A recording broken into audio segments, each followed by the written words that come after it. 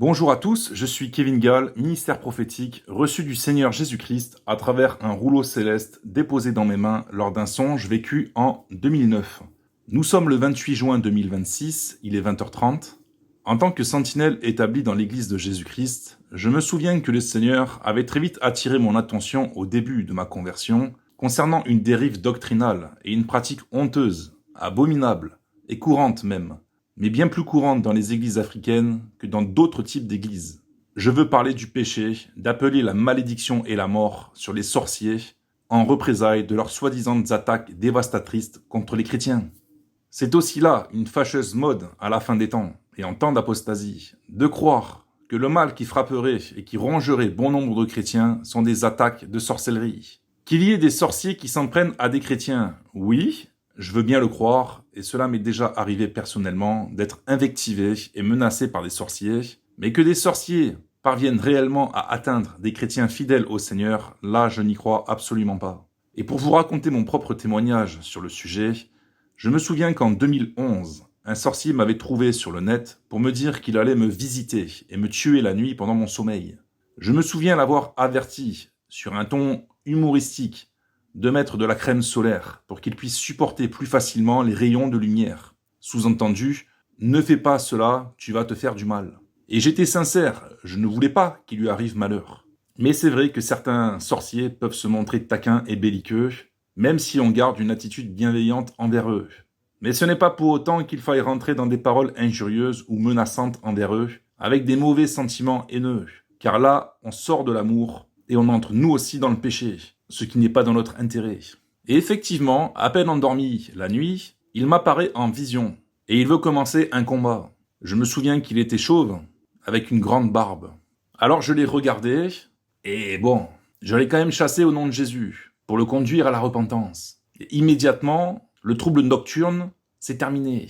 Je me souviens que le lendemain dans la journée, je lui ai écrit pour avoir de ses nouvelles, et lui demander s'il allait bien. Et il m'a simplement répondu que ça allait. Je lui ai demandé s'il voulait revenir cette nuit, et il m'a répondu non, qu'il ne voulait plus m'importuner. Et il m'a rapidement dit merci, au revoir. Et donc la paix a fini par avoir lieu. Donc, qu'est-ce que c'est que ces histoires de sorciers qui viendraient détruire la vie des chrétiens, au point que certains pasteurs, prophètes et apôtres, surtout des Africains, en fassent à faire des jeûnes et prières de 21 jours pour renverser des autels de je ne sais quoi, et tuer des sorciers en représailles. Mais c'est grave. Laissez venir à Jésus les sorciers. Laissez-les venir. Pourquoi voulez-vous que Jésus les tue? Est-ce que Jésus est venu pour tuer les pécheurs? Est-ce qu'il a dit à ses apôtres de faire tomber le feu du ciel pour consumer les méchants? Non. On va le lire. Luc 9, verset 51. Lorsque le temps où il devait être enlevé du monde approcha, Jésus prit la résolution de se rendre à Jérusalem.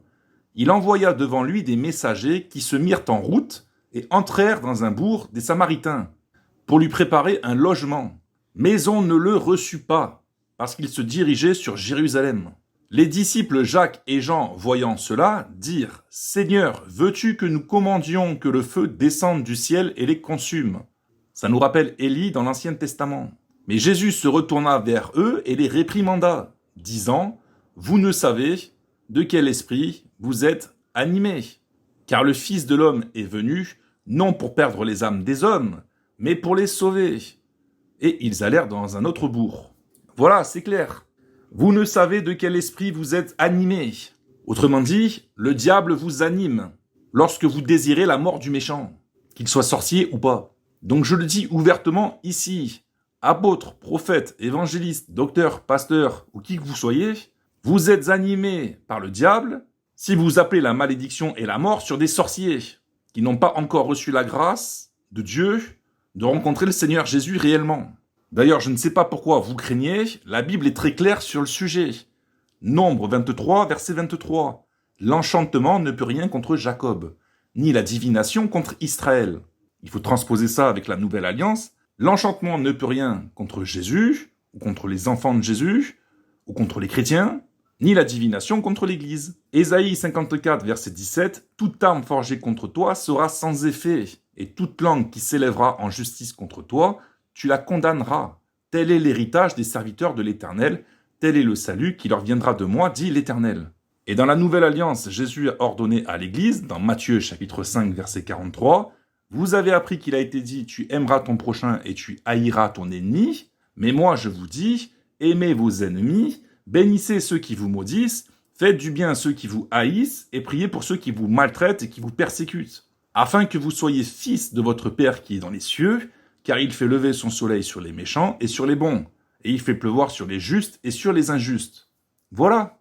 On ne va pas faire des jeûnes et prières de 21 jours contre les sorciers pour que la malédiction et la mort tombent sur eux. Cela n'a aucun sens. Les chrétiens doivent se convertir réellement, se détourner du mal et faire le bien, appliquer les lois de Christ. Et ils doivent servir le Seigneur tranquillement, sans crainte des hommes, sans crainte du diable, sans crainte des sorciers, en marchant dans l'amour, et non dans la haine et le meurtre. Il faudrait faire une tournée missionnaire en Afrique, rien que pour visiter les églises et rappeler ce commandement de Christ. Et vous verrez que les chrétiens là-bas se porteraient aussi beaucoup mieux. Et vous verrez également que bon nombre de sorciers se convertiraient au Seigneur Jésus aussi. Parce qu'il faut aimer, bénir et intercéder pour les sorciers en leur faveur. Pas pour leur malheur, en leur faveur. Exactement comme pour tout le monde d'ailleurs. De manière à ce qu'ils passent des ténèbres à la lumière, de la mort à la vie et de Satan à Christ, pour aller de l'enfer au ciel. Pierre a dit dans 1 Pierre chapitre 3 verset 9, « Ne rendez point mal pour mal ou injure pour injure.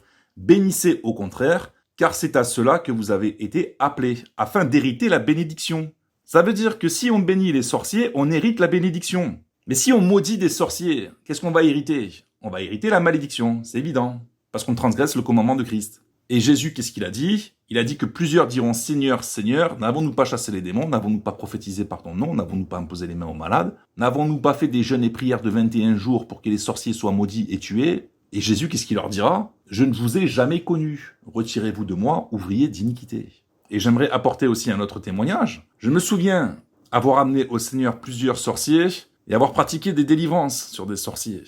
Et un autre témoignage également, c'est qu'il m'est arrivé d'avoir des sorciers qui viennent vers mon ministère pour être délivrés. J'avais d'ailleurs fait une vidéo de témoignage à ce sujet il y a plus de 10 ans. Un sataniste de haut degré qui pratiquait la sorcellerie depuis son enfance m'avait contacté pour obtenir sa délivrance. Il disait qu'il avait peur du diable, parce qu'il savait que s'il arrêtait de jeter des sorts, le diable allait se retourner contre lui. Il avait peur de mourir en se détournant du diable. Donc depuis longtemps, il en était venu à faire le mal, à jeter des sorts, non plus parce qu'il aimait faire le mal, mais par crainte du diable. Et vous avez beaucoup de satanistes, actuellement, qui sont dans cette situation. Ils sont prisonniers du diable, ils ont peur de lui. Donc ils restent à contre-cœur dans son camp, sans savoir que Christ est aussi mort pour eux, pour les délivrer et les sauver. Ils sont convaincus, pour la plupart, que le Seigneur ne les aime pas, que le Seigneur ne peut pas pardonner leurs péchés. C'est faux. D'ailleurs, beaucoup de grands sorciers sont devenus de grands évangélistes ensuite, en se convertissant au Seigneur Jésus. Quand le Seigneur les visite et qu'il les délivre, ils passent des ténèbres à la lumière et ils deviennent quasiment, pour la plupart, des évangélistes très zélés pour la cause de Christ, de son évangile et du royaume de Dieu. Donc on obéit à Jésus. Il faut prier pour eux, les bénir, afin que Dieu les touche et les conduise à la foi en lui, à la repentance et à la délivrance. Afin, je le répète, qu'ils passent de Satan à Christ, des ténèbres à la lumière et du mal au bien, en devenant comme des Paul, des ministres de la réconciliation avec Dieu. Amen.